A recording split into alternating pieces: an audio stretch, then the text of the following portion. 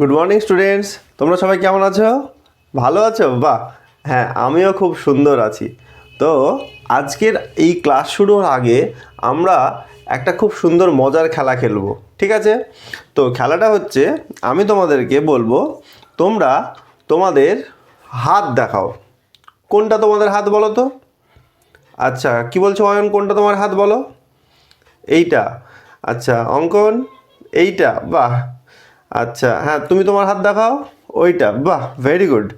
আচ্ছা তাহলে তোমাদের হাত কোনটা বলো?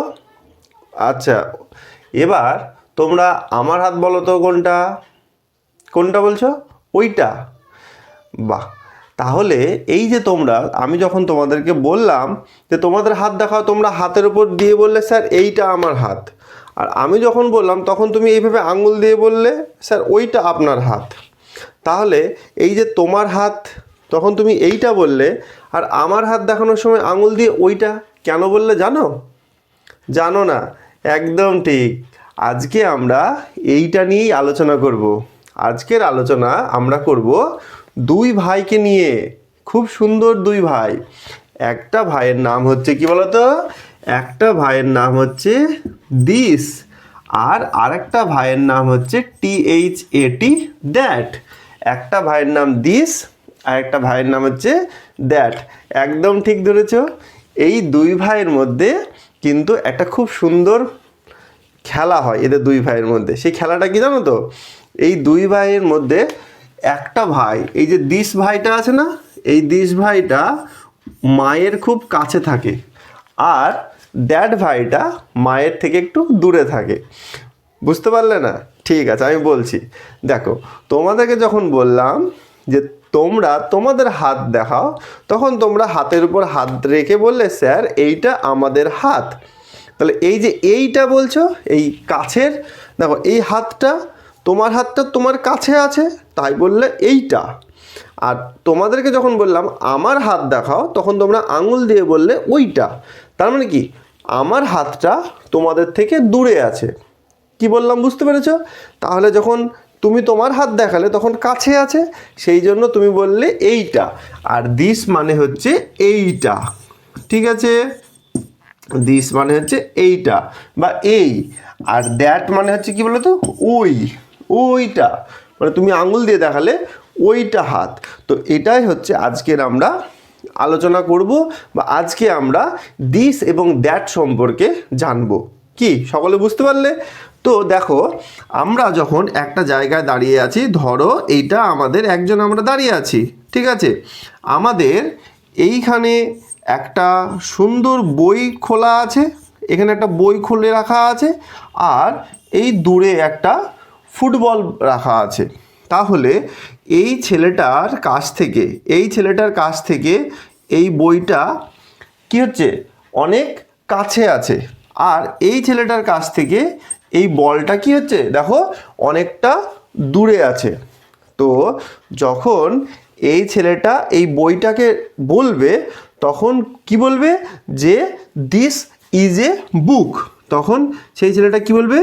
যে দিস ইজ এ বুক।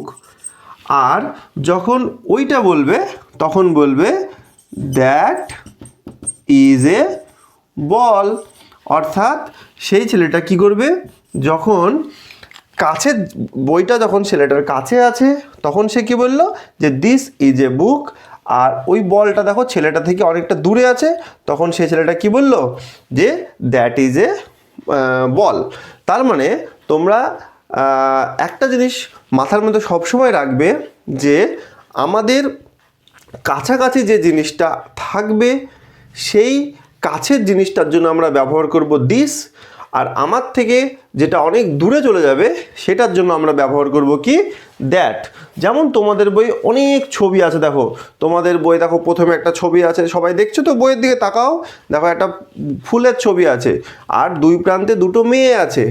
একটা মেয়ের কাছে ফুলটা খুব কাছে আছে, তো সেই মেয়েটা বলছে যে দিস ইজ এ ফ্লাওয়ার। কিন্তু আরেকটা মেয়ে অনেকটা দূরে আছে, সে কি বলছে? যে দ্যাট ইজ এ ফ্লাওয়ার।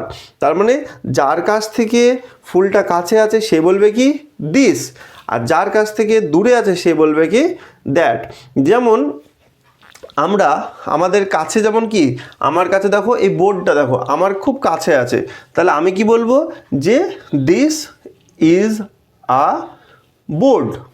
কিন্তু এই বোর্ডটা তোমাদের থেকে অনেক দূরে আছে, তখন তুমি কি বলবে যে দ্যাট ইজ এ বোর্ড। তো আশা করছি সকলেই বুঝতে পারলে। তাহলে সবাই বলো তো, ওই যে আকাশে তারা দেখা যায়, সেই তারার জন্য আমরা কি বলবো? দিস ইজ এ স্টার না দ্যাট ইজ এ স্টার? বলো সবাই। হ্যাঁ, ঠিক বলেছ, দ্যাট ইজ এ স্টার, কারণ তারারা আমার থেকে অনেক দূরে আছে। তো সকলেই বাড়ি থেকে এই রকম যে প্রশ্নগুলো পরবর্তীতে আছে তোমরা কিন্তু সব লিখে নিয়ে আসবে, ঠিক আছে? তো এই আমার একটা ছোট্ট প্রচেষ্টা তোমাদের সকলের জন্য। তো আমি মোটামুটি একটা উদাহরণ দিয়ে বিষয়টাকে উপস্থাপন করার চেষ্টা করলাম। দেখো, মানুষ মাত্রই ভুলভ্রান্তি হবে, সবার পড়ানোর স্টাইল সবার ভালো লাগবে না, এটাও স্বাভাবিক বিষয়। তো আমি বলতে চাইছি যে এটা একটা one of the best demo হতে পারে, বা এই ডেমো দিয়েও তুমি কিন্তু খুব ভালো নাম্বার পেতে পারো। আর এই টপিকের উপর ডেমো দিয়েও আমার পরিচিত একজন 5-এ 5 পেয়েছে। তো সেই জন্য বলবো এই ডেমোটাকে তোমরা তোমাদের ডেমোর লিস্টে চাইলে রাখতে পারো। আর এরকম প্রচুর আরও উদাহরণ সহযোগে প্রত্যেকটা ডেমো কীরকমভাবে দিতে পারবে সেই নিয়ে বিস্তারিত আলোচনা আমাদের প্রতিনিয়ত হয়ে চলেছে। আমাদের যে একটা ইন্টারভিউ স্পেশাল গ্রুপ আমরা বানিয়েছি সেই গ্রুপে। তো যদি কেউ যুক্ত হতে চাও তাহলে অবশ্যই তোমরা এই নাম্বারে SMS করবে, হোয়াটসঅ্যাপ করবে। আমি তোমাদের তার পরবর্তী কী করতে হবে তোমাদের সেটা নিয়ে আমি জানিয়ে দেবো।